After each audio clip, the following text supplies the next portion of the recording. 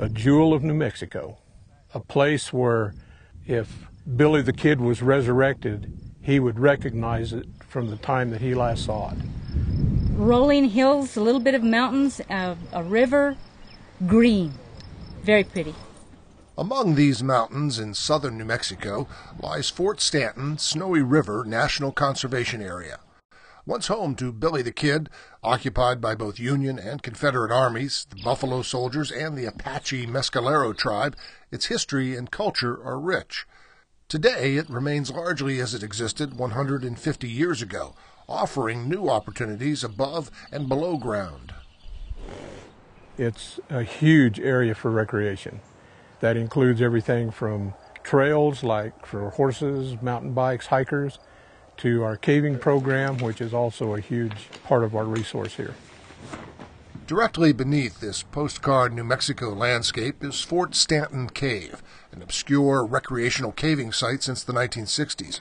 But signs of human visitation date back to the Civil War, and recently hints of even earlier visitors have been discovered.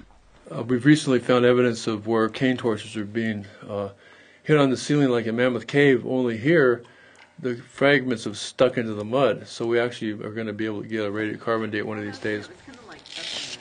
But perhaps the most intriguing feature of Fort Stanton was discovered in 2001, when spelunkers investigating signs of additional caves revealed Snowy River Passage. His comment was something to the effect of, how in the blankety blank blank are we going to deal with this?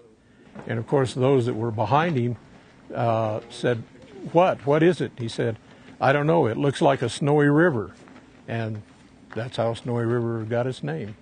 Snowy River is now considered the longest calcite formation in the world, with almost 17 miles of cave passages documented and no end in sight. This natural wonder has turned out to be a scientific gold mine. They're doing science that hasn't been done before, or it has been done before, but they're doing modifications of it and improvements on it, and just really amazing work. Newly discovered bacteria at Snowy River are helping scientists understand possible life on other planets, as well as new cures for disease.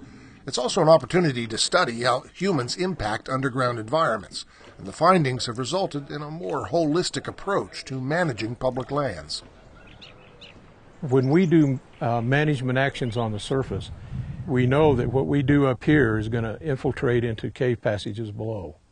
And what goes into cave passages will eventually come up someplace in groundwater, well water, springs. A fragile, interconnected, and now protected landscape. For Assignment Earth, I'm Bruce Burkhardt.